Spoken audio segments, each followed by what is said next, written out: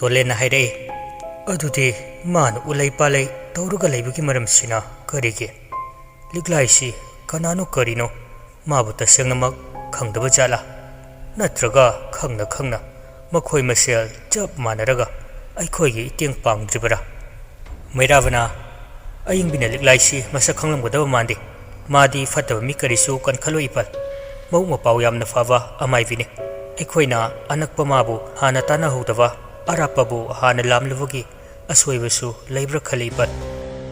Tolen mairavagi wadu khanthare makhoina ayingbibu thausarude tawbugide masana thausafam sthokte matam aduda ayingbide inauna machin tungkhalakpa amaibi oikivana thainadagi phawrava leiriba mayam adu hana lamlubani madubu kanaba amata puraktrabada pambai mathang thirei thiba yaba thirei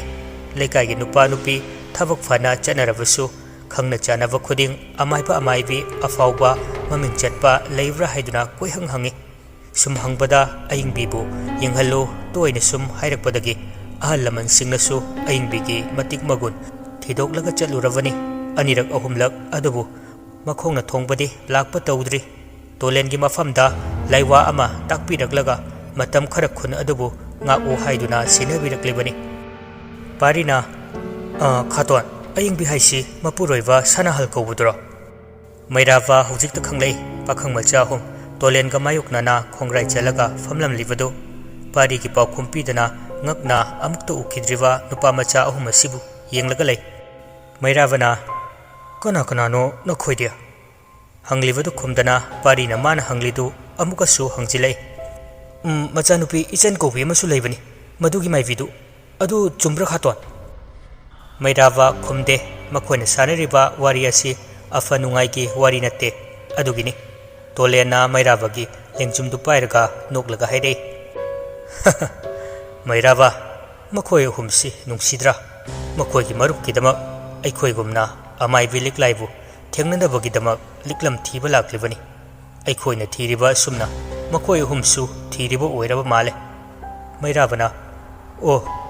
Tolena makha tarei makhoina hairiba sibu chumbrane mairavana chummepa mapuroivadusu yamna phai maming sanahal aluga machanu piduna ichan masu mabuk mapau yamna tapi ingna chigna leiva imungni mi amatana magi maramda phattaba wahai amatta hairakte parina chongsilaklaga mairava amadi Tolengi waridu yausilai oh mane yam phabane lembana pari hantharaga phami Tolenga mairavaga su pari bu yengi makhoi manga leiminavada makhoi mari amana atamna mabu yengsilaklavanina paridu kitang ikairak tawna famthai tayalna wakhal munna khantharaga hairei ipo aikhoina thajaba amaibi amakhaklei madu hojik ipu ga khaton gana panbirivaduni mahakna natrabadi aikhoigisu ipu hoigisu karimata phagalakpa ngamoi pari gi phone tu ringking lei ngasai makhaidi call laklabasu wari na ngambagi hanna tuna yengludavani adubu wari loira avanina hanthana yengai parina ai miskom yam sidi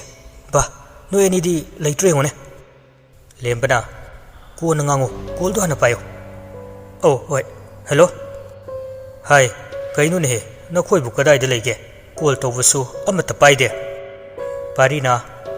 kainu ni pabu aikhoi kitang lapna lege lakpudi la ani kaido bu yawroge pabu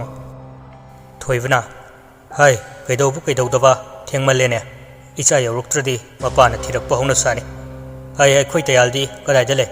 lembana kadomda parina aiga puna leye makhoisu loina leye aiga hello numit ta dawre thamage ko sat lakna batau ko abuk hana call tawhalanu ai matha sai ko yam thina matha sai thame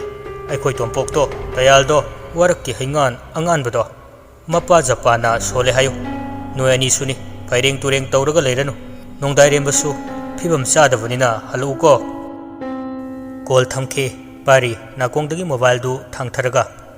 ai taya noi japan si musuk muba masanupa athivasi koikau he kawi thunsi leibak taba suya yade aidi mara chena ta thosira khali lebana farak te hekno odna taning de yening de ꯄꯥꯔꯤꯗꯨ ꯑꯃꯨꯛꯁꯨ ꯂꯦꯝꯕꯅ ꯆꯩꯍꯜꯂꯛꯄꯗꯨꯗ ꯇꯨꯝꯄꯛ ꯇꯥꯁꯤꯜꯂꯒ ꯐꯝꯃꯤ꯫ ꯇꯣꯂꯦꯟꯅ ꯑꯗꯨꯗꯤ ꯃꯩꯔꯥꯕ, ꯍꯧꯖꯤꯛ ꯑꯩꯈꯣꯏ ꯅꯪꯅ ꯍꯥꯏꯔꯤꯕꯤ ꯑꯃꯥꯏꯕꯤ ꯑꯗꯨꯒꯤ ꯃꯅꯥꯛꯇ ꯆꯠꯅꯕ ꯇꯧꯁꯤ꯫ ꯃꯩꯔꯥꯕꯅ ꯏꯄꯥ ꯑꯗꯨꯗꯤ ꯌꯥꯈꯤꯔꯣꯏ꯫ ꯀꯩꯗꯧꯔꯕ, ꯀꯔꯤꯒꯤ ꯌꯥꯔꯣꯏꯗꯧꯔꯤꯕ? ꯑꯃꯥꯏꯕꯤꯗꯨ ꯂꯥꯏ ꯍꯔꯥꯎꯕ ꯑꯃ ꯆꯠꯈꯤꯅ ꯃꯌꯨꯝꯗ ꯂꯩꯍꯧꯗꯦ, ꯃꯥ ꯍꯜꯂꯛꯄ ꯉꯥꯏꯔꯁꯦ, ꯋꯥꯔꯕꯁꯨ ꯋꯥꯅ꯫ ꯗꯌꯥꯜꯅ ꯀꯔꯤ ꯍꯥꯏꯕ, ꯂꯥꯏ ꯍꯔꯥꯎꯕ ꯆꯠꯈ꯭ꯔꯦ? ꯑꯗꯨꯗꯤ ꯅꯣꯡꯗꯥꯏꯔꯦꯝꯕꯒꯤ ꯄꯨꯟꯁꯤꯅ ꯀꯝꯗꯧꯕ? ꯐꯠꯇ꯭ꯔꯤꯕꯤ ꯂꯤꯛꯂꯥꯏꯅ ꯑꯃꯨꯛ ꯀꯩꯗꯧꯔꯛꯄ? ꯃꯍꯥꯛꯄꯨ ꯃꯇꯧ ꯀꯔꯝꯅ ꯀꯟꯒꯅꯤ? ꯀꯅꯥꯁꯨ ꯇꯥꯍꯟꯗꯅ ꯃꯨꯔꯨꯝ ꯃꯨꯔꯨꯝ ꯁꯣꯟꯖꯔꯤ, ꯋꯥꯈꯜꯁꯨ ꯃꯣꯟ ꯃꯣꯟ ꯈꯜꯂꯛꯏ꯫ ꯈꯟꯕ ꯌꯥꯕ ꯈꯜꯂꯨꯔꯒ ꯗꯌꯥꯜꯅ ꯇꯣꯂꯦꯟꯕꯨ ꯇꯞꯅ ꯀꯧꯖꯔꯛꯏ꯫ ꯏꯄꯨ꯫ ꯇꯣꯂꯦꯟꯅ ꯍꯥꯎ, ꯑꯣꯟꯊꯣꯛꯅ ꯅꯨꯡꯁꯤꯅ ꯀꯧꯈ꯭ꯔꯦꯗꯀꯣ, ꯀꯔꯤ ꯍꯥꯏꯒꯦ ꯏꯁꯨꯕꯨ? ꯗꯌꯥꯜ ꯄꯥꯛꯅ ꯍꯥꯏꯗꯣꯛꯄ ꯉꯝꯗꯦ, ꯇꯣꯂꯦꯟꯅ ꯀꯔꯤ ꯍꯥꯏꯔꯛꯀꯅꯤ ꯈꯜꯂꯒ ꯂꯩ꯫ ꯇꯣꯂꯦꯟꯅ ꯑꯃꯨꯛꯁꯨ ꯏꯁꯨ ꯇꯌꯥꯜ, ꯀꯩꯗꯧꯔꯒꯦ ꯍꯥꯏꯔꯣꯅꯦ ꯅꯪꯕꯨ, ꯏꯄꯨꯗ ꯀꯔꯤ ꯍꯥꯏꯅꯤꯡꯉꯤꯕ, ꯍꯥꯏꯔꯣ ꯍꯥꯏꯔꯣ꯫ ꯏꯄꯨ, ꯉꯁꯥꯏ ꯏꯄꯨꯅ ꯑꯃꯥꯏꯕꯤ ꯑꯌꯤꯡꯕꯤꯅ ꯂꯩꯀꯥꯏ ꯑꯁꯤꯕꯨ ꯉꯥꯛ ꯁꯦꯟꯅꯕ ꯄꯤꯔꯛꯈꯤ ꯍꯥꯏꯕꯤꯈꯤꯕ ꯂꯥꯏꯁꯣꯟ ꯑꯗꯨ ꯑꯩꯈꯣꯏꯗꯁꯨ ꯁꯤꯟꯅꯕꯤꯌꯨ꯫ ꯅꯈꯣꯏꯗꯤ ꯀꯔꯤꯒꯤ? ꯑꯃꯥꯏꯕꯤ ꯑꯌꯤꯡꯕꯤꯅ ꯂꯥꯏ ꯍꯔꯥꯎꯕ ꯂꯣꯏꯔꯒ ꯍꯜꯂꯛꯇ꯭ꯔꯤꯉꯩ ꯑꯩꯈꯣꯏꯒꯤ ꯃꯔꯨꯞ ꯅꯣꯡꯗꯥꯏꯔꯦꯝꯕꯕꯨ ꯉꯥꯛꯊꯣꯛꯆꯅꯕꯅꯤ꯫ ꯇꯣꯂꯦꯟꯗꯨ ꯁꯨꯛꯇꯛ ꯇꯧꯔꯛꯏ, ꯁꯧꯔꯥꯡꯅꯕꯒꯨꯝꯁꯨ ꯇꯧꯏ, ꯑꯗꯨꯒ ꯗꯌꯥꯜꯕꯨ ꯁꯪꯇ꯭ꯔꯤꯛ ꯌꯦꯡꯂꯒ ꯍꯥꯏꯔꯛꯏ꯫ ꯍꯩ ꯏꯁꯨ ꯅꯨꯄꯥ, ꯃꯗꯨꯅ ꯃꯇꯧ ꯀꯔꯝꯅ ꯅꯈꯣꯏꯒꯤ ꯃꯔꯨꯞꯄꯨ ꯉꯥꯛꯊꯣꯛꯀꯗꯧꯔꯤꯕ? ꯄꯤꯔꯛꯂꯤꯕ ꯂꯥꯏꯁꯣꯟ ꯑꯗꯨꯅ ꯁꯤꯖꯤꯟꯅꯐꯝ ꯁꯣꯏꯔꯕꯗꯤ ꯍꯦꯟꯅ ꯀꯥꯏꯔꯛꯀꯅꯤ꯫ ꯗꯌꯥꯜꯅ ꯏꯄꯨ, ꯀꯔꯤꯁꯨ ꯇꯧꯔꯣꯏꯌꯦ, ꯑꯩꯈꯣꯏ ꯂꯥꯏꯕꯛ ꯌꯦꯡꯖꯒꯦ꯫ ꯏꯃꯥ ꯑꯌꯤꯡꯕꯤꯕꯨ ꯀꯅꯥꯅꯣ ꯀꯔꯤꯅꯣ ꯑꯩꯈꯣꯏ ꯃꯨꯟꯅ ꯈꯪꯖꯩ, ꯃꯗꯨꯅ ꯏꯄꯨ ꯍꯣꯏꯒꯤꯁꯨ ꯑꯩꯈꯣꯏꯒꯤꯁꯨ ꯑꯁꯣꯛꯄ ꯑꯃꯠꯇ ꯂꯩꯔꯣꯏ꯫ ꯇꯣꯂꯦꯟꯅ ꯏꯃꯥ ꯑꯌꯤꯡꯕꯤ ꯍꯥꯏꯕ? ꯗꯌꯥꯜꯅ ꯃꯥꯅꯦ, ꯏꯃꯥꯅꯦ ꯑꯩꯈꯣꯏꯒꯤꯁꯨ, ꯏꯃꯥ ꯁꯛꯅ ꯂꯨꯅ ꯈꯟꯖꯔꯤꯕꯅꯤ꯫ ꯇꯣꯂꯦꯟ ꯃꯨꯟꯅ ꯋꯥꯈꯜ ꯈꯜꯂꯤ꯫ ꯗꯌꯥꯜ, ꯄꯥꯔꯤ ꯑꯃꯗꯤ ꯂꯦꯝꯕꯕꯨꯁꯨ ꯃꯨꯟꯅ ꯃꯨꯟꯅ ꯌꯦꯡꯉꯤ, ꯉꯥꯏꯍꯥꯛ ꯃꯨꯟꯅ ꯌꯦꯡꯂꯒ ꯍꯥꯏꯔꯛꯏ꯫ ꯄꯤꯔꯒꯦ, ꯑꯗꯨꯕꯨꯅꯦ ꯄꯤꯒꯗꯧꯔꯤꯕ ꯂꯥꯏꯔꯣꯟ ꯑꯁꯤꯗꯤ ꯅꯈꯣꯏꯅꯗꯤ ꯁꯣꯟꯒꯅꯨ, ꯏꯃꯨꯡꯗ ꯂꯩꯔꯤꯕ ꯑꯍꯟ ꯑꯗꯨꯕꯨ ꯁꯣꯜꯍꯜꯂꯨꯀꯣ, ꯇꯦꯛꯁꯤꯟꯅ ꯍꯟꯖꯤꯟꯒꯅꯤ, ꯅꯈꯣꯏ ꯏꯟꯈꯠꯂꯛꯂꯤꯕ ꯄꯥꯈꯪ ꯃꯆꯥꯅꯤ꯫ ꯇꯣꯂꯦꯟꯅ ꯏꯃꯨꯡ ꯆꯪꯂꯨꯔꯒ ꯆꯦꯖꯦꯠ ꯑꯃ ꯗꯌꯥꯜꯒꯤ ꯃꯈꯨꯠꯇ ꯁꯤꯟꯅꯩ꯫ ꯃꯈꯣꯏꯅ ꯋꯥꯔꯤ ꯋꯥꯇꯥꯏ ꯁꯥꯟꯅꯕ ꯂꯣꯏꯔꯛꯄꯗ ꯃꯝꯂꯤ ꯃꯝꯂꯤ ꯇꯧꯔꯛꯂꯦ꯫ ꯊꯪꯅꯔꯤꯕ ꯂꯤꯛꯂꯥꯏꯒꯤ ꯏꯪꯈꯣꯜꯗꯨ ꯌꯥꯆꯪꯕꯒꯤ ꯁꯞꯇ꯭ꯔ ꯍꯧꯔꯛꯏ꯫ ꯀꯅꯥꯁꯨ ꯂꯩꯇꯕ ꯌꯨꯝꯗꯨꯒꯤ ꯃꯅꯨꯡꯗ ꯇꯥꯕꯗ ꯍꯩꯅꯗꯕ ꯀꯌా ꯑꯃ ꯇꯥꯔꯛꯏ꯫ ꯄꯦꯟꯗ꯭ꯔꯕ ꯅꯨꯄꯤ ꯑꯅꯤꯅ ꯅꯤꯡꯉꯝꯗꯅ ꯀꯞꯄꯒꯨꯝꯁꯨ ꯇꯧꯏ꯫ ꯍꯥꯏꯕ ꯏꯟꯗꯕ ꯃꯆꯥ ꯃꯁꯨꯁꯤꯡꯕꯨ ꯋꯥꯔꯛꯄꯒꯤ, ꯃꯄꯥ ꯃꯃꯥꯅ ꯃꯆꯥ ꯃꯁꯨꯁꯤꯡꯕꯨ ꯆꯩꯅ ꯀꯟꯕꯒꯤ ꯃꯈꯣꯜꯁꯨ ꯇꯥꯔꯛꯏ꯫ ꯑꯉꯥꯡꯁꯤꯡꯗꯨ ꯄꯪꯀꯞꯇ ꯀꯞꯄꯤ, ꯑꯃꯨꯛꯁꯨ ꯇꯨꯃꯤꯟꯅ ꯆꯦꯛꯃꯣꯛ ꯂꯥꯎꯗꯅ ꯂꯩꯈꯤ꯫ ꯉꯥꯏꯍꯥꯛ ꯂꯩꯔꯒ ꯅꯤꯡꯉꯝꯗ꯭ꯔꯕ ꯄꯦꯟꯗ꯭ꯔꯕ, ꯃꯤꯁꯨ ꯅꯠꯇꯕ ꯁꯥꯁꯨ ꯅꯠꯇꯕ, ꯇꯥꯏꯕꯪ ꯃꯤ ꯅꯠꯇꯕ ꯑꯃꯅ ꯄ꯭ꯔꯣꯛ ꯄ꯭ꯔꯣꯛ ꯆꯥꯛꯅ ꯇꯦꯡꯊꯥꯕꯒꯤ ꯃꯈꯣꯜꯁꯨ ꯇꯥꯔꯤ꯫ ꯃꯊꯪ ꯃꯊꯪ ꯏꯪꯈꯣꯜ ꯃꯅꯨꯡ ꯑꯗꯨ ꯑꯀꯟꯕ ꯁꯞꯇ꯭ꯔ ꯀꯌꯥ ꯑꯃ ꯇꯧꯔꯛꯏ꯫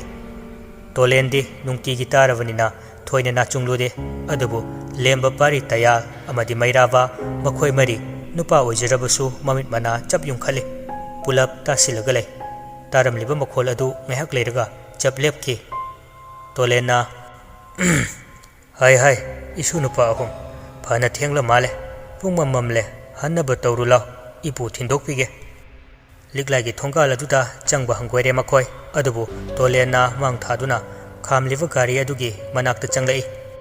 ꯇꯨꯡ ꯊꯪꯂꯤꯕ ꯃꯔꯤꯗꯨ ꯀꯤꯕꯅ ꯍꯟꯅ ꯇꯨꯅ ꯑꯃꯠꯇ ꯌꯦꯡꯗꯦ, ꯇꯣꯂꯦꯟ ꯈꯛꯇꯃꯛ ꯌꯦꯡꯉꯤ꯫ ꯀꯤꯔꯕꯁꯨ ꯀꯤꯖꯅ ꯒꯥꯔꯤ ꯑꯗꯨꯒꯤ ꯃꯅꯥꯛ ꯌꯧꯔꯦ, ꯑꯗꯨꯕꯨ ꯇꯌꯥꯜꯅ ꯄꯤꯈꯥꯎ ꯍꯨꯝꯂꯨꯕꯗ ꯒꯥꯔꯤ ꯁꯣ ꯂꯧꯊꯣꯛꯀꯦ ꯇꯧꯏ꯫ ꯄꯤꯈꯥꯎ ꯈꯨꯗꯤꯡ ꯍꯣꯡꯗꯨꯅ ꯍꯨꯝꯃꯤ, ꯑꯗꯨꯕꯨ ꯇꯌꯥꯜ, ꯄꯥꯔꯤꯒ ꯂꯦꯝꯕꯒꯗ ꯃꯤꯄꯥꯏꯖꯅ ꯌꯦꯡꯉꯛꯏ꯫ ꯄꯥꯔꯤꯅ ꯀꯩꯗꯧꯔꯒꯦ? ꯂꯦꯝꯕꯅ ꯒꯥꯔꯤ ꯁꯣ ꯌꯥꯎꯗ꯭ꯔꯕꯣ? ꯇꯌꯥꯜꯅ ꯃꯉꯛꯇꯨ ꯅꯣꯝꯃꯛꯏ꯫ ꯄꯥꯔꯤꯒ ꯂꯦꯝꯕꯒꯁꯨ ꯄꯤꯈꯥꯎ ꯁꯤꯟꯕ ꯊꯨꯡꯅ ꯍꯨꯝꯃꯤ, ꯑꯗꯨꯕꯨ ꯌꯥꯎꯗ꯭ꯔꯦ꯫ ꯄꯥꯝꯕꯩ ꯂꯩꯇꯦ ꯑꯍꯨꯝꯗꯨ ꯃꯀꯣꯛ ꯄꯥꯏꯔꯦ꯫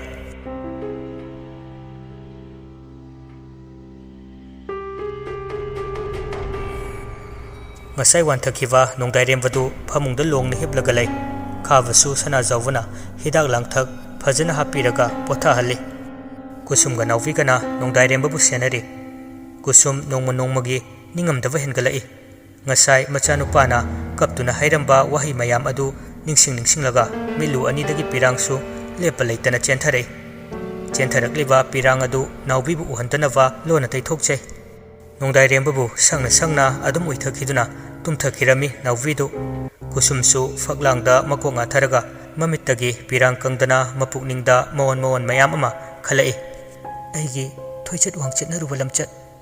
ꯉꯛ ꯍꯥꯏꯒꯠꯂꯨꯕ ꯑꯩꯒꯤ ꯅꯥꯄꯜ ꯍꯥꯏꯊꯕ ꯂꯝꯒꯤ ꯃꯤꯑꯣꯏꯁꯤꯡꯕꯨ ꯇꯨꯃꯤꯠ ꯀꯥꯡꯒꯨꯝ ꯎꯔꯨꯕ ꯑꯉꯛꯄꯅꯤ ꯉꯥꯡꯊꯣꯛꯈꯤꯕ ꯋꯥꯍꯩ ꯑꯃꯨꯛ ꯍꯟꯖꯤꯜꯂꯛꯎ ꯌꯥꯗꯦ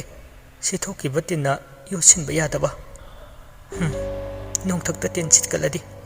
ꯏꯃꯥꯏꯗ ꯇꯥꯏ ꯍꯥꯏꯕꯗꯨꯅꯤ ꯑꯩꯉꯣꯟꯗ ꯆꯞ ꯆꯥꯅ ꯊꯣꯛꯂꯔꯦ ꯑꯩꯁꯦ ꯀꯌꯥꯝ ꯋꯥꯈꯜ ꯌꯥꯎꯔꯝꯗ꯭ꯔꯤꯕ ꯐꯤꯖꯤꯒꯤ ꯃꯅꯤ ꯑꯣꯏꯒꯗꯧꯔꯤꯕ ꯏꯆꯥꯅꯨꯄꯥ ꯑꯅꯤꯕꯨ ꯇꯥꯁꯤꯟ ꯈꯣꯝꯖꯤꯟꯗꯨꯅ ꯐꯤꯖꯤꯗ ꯆꯦꯠꯅ ꯊꯝꯖꯤꯟꯍꯧꯗꯕꯅ ꯉꯁꯤꯗꯤ ꯈꯨꯔꯛꯇꯒꯤ ꯂꯤꯊꯈꯤꯕ ꯃꯅꯤ ꯑꯁꯤꯕꯨ ꯑꯀꯥꯏꯕ ꯂꯤꯛꯂꯤ ꯃꯆꯦꯠ ꯑꯣꯏꯍꯜꯂꯦꯗꯀꯣ ꯑꯩꯅ ꯇꯧꯖꯈꯤꯕ ꯏꯔꯥꯜ ꯃꯌꯥꯝ ꯑꯁꯦ ꯀꯅꯥꯗ ꯂꯥꯜꯂꯦ ꯍꯥꯏꯔꯒ ꯀꯣꯛꯀꯅꯤ ꯀꯣꯛꯂꯔꯣꯏ ꯑꯩꯒꯤ ꯏꯔꯥꯜꯁꯦ ꯏꯄꯨꯔꯣꯏꯕꯕꯨ ꯅꯝꯁꯤꯟꯗꯨꯅ ꯊꯝꯕ ꯑꯩꯕꯨ ꯉꯥꯛꯄꯤ ꯁꯦꯟꯕꯤꯔꯤꯕ ꯅꯨꯄꯤ ꯑꯣꯏꯕꯤꯒꯤ ꯑꯩꯒꯤ ꯀꯜꯂꯕ ꯁꯝꯕꯜ ꯑꯣꯏꯔꯤꯕ ꯏꯄꯨꯔꯣꯏꯕꯕꯨ ꯊꯋꯥꯏ ꯎꯁꯤꯠꯂꯨꯗꯕꯒꯤ ꯂꯪꯖꯈꯤꯕ ꯃꯌꯥꯝꯁꯦ ꯇꯥꯏꯕꯪ ꯃꯄꯨꯅꯗꯤ ꯆꯩꯔꯥꯛ ꯄꯤꯅꯕ ꯁꯦꯝ ꯁꯥꯔꯝꯒꯅꯤꯀꯣ ꯂꯥꯏꯑꯣꯏꯈ꯭ꯔꯕ ꯏꯀꯨ ꯏꯅꯦꯝꯅ ꯑꯩꯕꯨ ꯁꯥꯎꯔꯝꯒꯗ꯭ꯔꯥ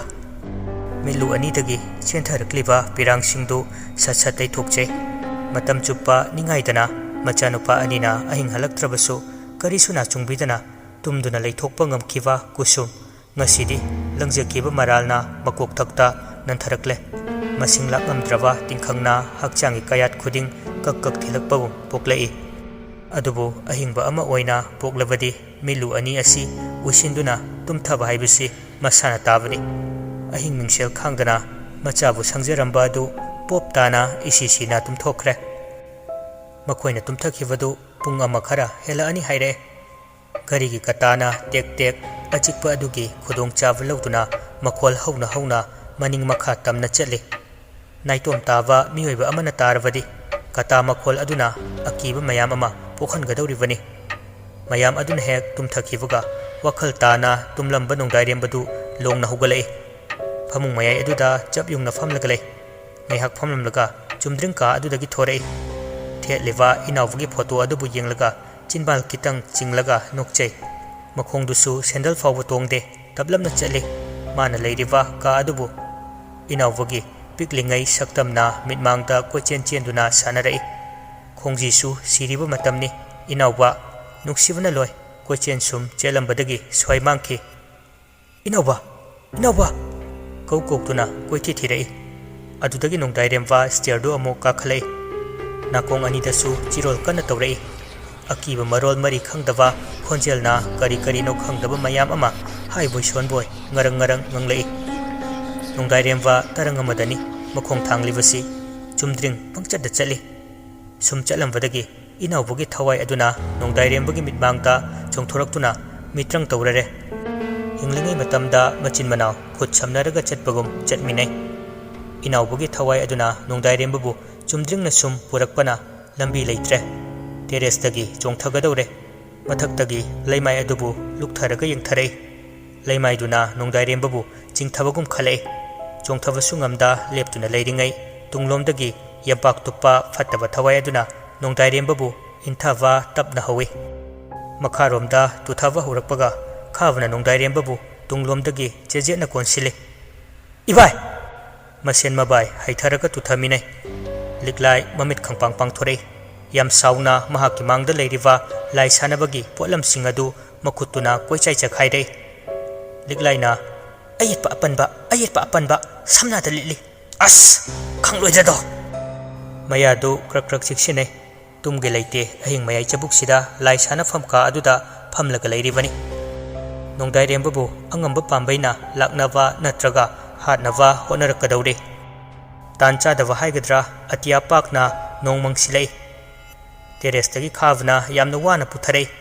ꯀꯟꯕ ꯆꯥꯎꯕ ꯃꯁꯥ ꯐꯕ ꯃꯥꯟꯅꯔꯒꯁꯨ ꯃꯕꯥꯏꯅ ꯇꯞ ꯇꯥꯏꯅ ꯐꯨꯗꯈꯤꯕꯒꯤ ꯃꯁꯥꯗꯨ ꯄꯨꯝꯇꯦꯛ ꯇꯦꯛꯏꯕꯅꯤ ꯃꯕꯥꯏꯕꯨ ꯄꯨꯊꯔꯛꯅꯕ ꯍꯣꯠꯅꯕꯗ ꯍꯥꯟꯅ ꯁꯣꯛꯈꯤꯕ ꯃꯐꯝꯁꯤꯡꯗꯨ ꯏ ꯕ꯭ꯔꯨ ꯕ꯭ꯔꯨ ꯊꯣꯔꯛꯏ ꯇꯞ ꯍꯦꯛ ꯇꯥꯏ ꯃꯁꯥꯗꯨ ꯁꯣꯔꯁꯨ ꯆꯥꯎꯅ ꯆꯥꯎꯅ ꯍꯣꯜꯂꯤ ꯅꯣꯡꯗꯥꯏꯔꯦꯝꯕꯗꯤ ꯀꯩꯝꯇ ꯈꯪꯕꯤꯕ ꯅꯠꯇꯦ ꯃꯁꯥꯗꯨ ꯑꯁꯤꯕꯗꯧꯅ ꯐꯗ꯭ꯔꯛ ꯐꯗ꯭ꯔꯛ ꯇꯥꯔꯤ ꯅꯣꯡꯗꯥꯏꯔꯦꯝꯕꯒꯤ ꯀꯥꯗꯨꯒꯤ ꯃꯃꯥꯡ ꯑꯣꯏꯔꯞꯅ ꯋꯥꯔꯗꯨꯅ ꯃꯕꯥꯏꯕꯨ ꯊꯝꯂꯒ ꯍꯨꯃꯥꯡ ꯇꯩꯊꯣꯛꯂꯤ ꯍꯥ ꯍꯥ ꯂꯥꯎꯈꯩ ꯐꯛꯂꯥꯡꯗ ꯉꯥꯊꯔꯒ mit pangba ngamboi ngamdaboi sor thavet thavet holi wabana matinsu kut kut yosile minute ama ani tangni khavana sumna potharuwa adubu amuk hanna mawaibu hanna ingai angakpani hojikta fadrak ta hova mawaidu leramdre afing afai oina khanghodana hogalai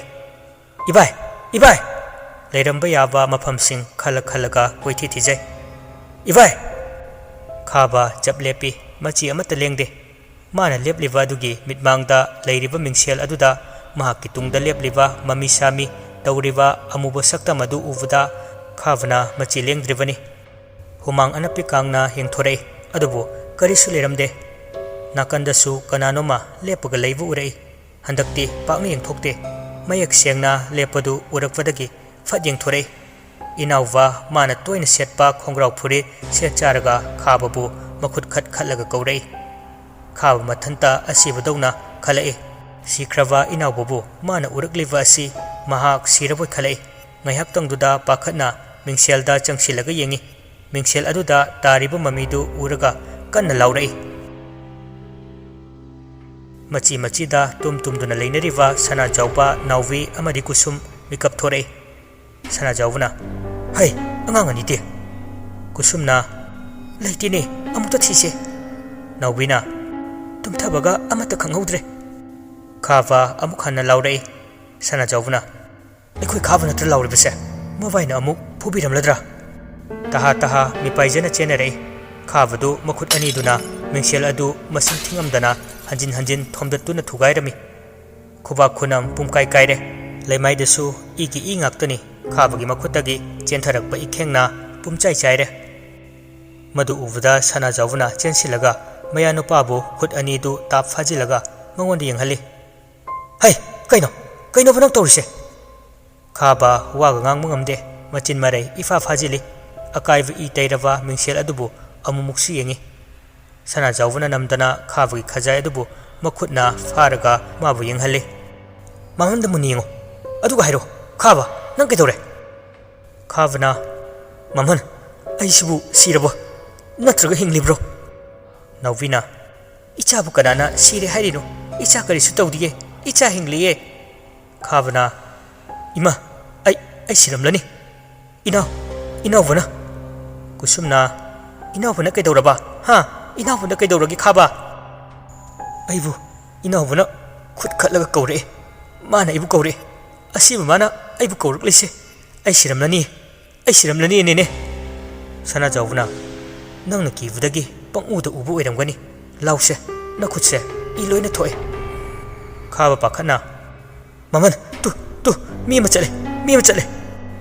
makhoinadi ubu phangde adubu khabnadi masen marang kabok sabok masaktu ubu phangi masak ubu phangdrabasu mina chatpagi khonglamdi mayak sengna mathang taba horei